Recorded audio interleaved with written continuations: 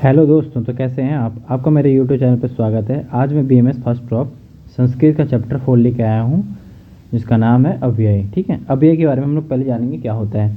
संस्कृत में विकार और अविकार दो प्रकार के शब्द प्रयुक्त होते हैं। ठीक है, जिन शब्दों में सुपतिंत रूप बनते हैं जो परिवर्तित होते हैं और वे विकार, और जो परिवर्तित नहीं होते वह अविकार कहलाते हैं। जैसे सिंपल समझिए, जो शब्द में परिवर्तन हो जाएगा, ठीक है, उसे ही विकार कहेंगे, और जिस शब्द में परिवर्तन नहीं आएगा उसे ही अविकार कहेंगे। विकार को विकृति कह सकते हैं और अविकार को अविकृति भी कह सकते हैं। ठीक है, अब हम आगे देखते हैं। अविकारी शब्द को ही अव्यय का संज्ञा दी गई है। ठीक है, सिंपल समझिए, अविकारी शब्द क्या है। अविकारी शब्द जैसे मैंने कहा, जिससे किसी शब्द में, ठीक है, परिवर्तन ना हो उसे ही अविकारी शब्द कहेंगे, और इसी की संज्ञा को अव्यय कहते हैं। ठीक है, अब आगे देखते हैं। जो पद तीनों लिंग जो हैं, सभी विभक्तियां सभी वचनों में एक समान रहे, ठीक है, वे अव्यय कहलाते हैं। जैसे सिंपल समझिए, कोई शब्द है, ठीक है, जो तीनों लिंग विभक्तियां वचनों में एक समान रहता है उसे ही अव्यय कहते हैं। जैसे कि एग्जाम्पल में चा, वा, वीणा, पृथक इत्यादि, ये शब्द ऐसे हैं जिनमें समान रहता है। ठीक है, सभी वचन, सभी व्यक्तियाँ, सभी लिंग। चलिए आगे देखते हैं। विभक्ति बोधक अगर देखा जाए तो इसका एग्जाम्पल है कुत्र, अत्र इत्यादि। ठीक है, काल बोधक देखा जाए तो यदा, कदा इत्यादि, ये इसके एग्जाम्पल हैं। और प्रकार बोधक देखा जाए तो यथा, तथा, कथम इत्यादि इनके एग्जाम्पल है। तो चलिए आगे देखते हैं हम। सबसे पहले हम लोग अव्यय में सबसे पहले चा के बारे में पढ़ेंगे। चा का अर्थ होता है और, ठीक है, चा का मीनिंग होता है और। इसका उदाहरण की बात करें तो जैसे राम चा, श्याम चा, तो राम और श्याम, ठीक है, ऐसे। दूसरा एग्जाम्पल देखते हैं, राम चा, रावण चा, शत्रु असतम। अब दूसरा एग्जाम्पल देखते हैं, अपि।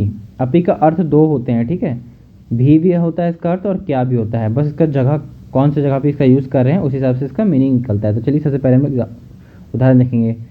कर्ण अपि पांडव अस्ति। ठीक है, कर्ण अपि, देखिए कर्ण के बाद अपि यूज रहा है, तो देखिए यहाँ इसका मीनिंग क्या है, कर्ण भी पांडव था। ठीक है, तो भी आ गया यहाँ पे।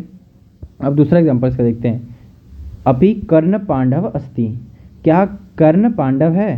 देखिए, अगर अपि पहले लग जाए तो क्या बन जाता है, ठीक है, और बीच में आए तो भी होता है, इतना इसका खत्म होता है। चलिए अगला देखते हैं एग्जाम्पल, इति। इति का अर्थ है स्थान, वचन, कथन, संदेश इत्यादि के उदाहरण के अंत में इति अवयव का प्रयोग होता है। ठीक है, इति अवयव का प्रयोग होता है। इसका उदाहरण देखेंगे, मम नाम रमेशा इति। ठीक है, तो चलिए अगला एग्जांपल देखते हैं।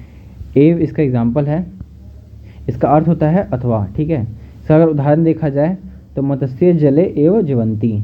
ठीक है, अब अगला देखते हैं, खलु। खलु का अर्थ होता है वास्तव में। ठीक है, खलु का अर्थ होता है वास्तव में। इसका अगर उदाहरण देखा जाए तो गुणः खलु अनुरागस्य कारणम।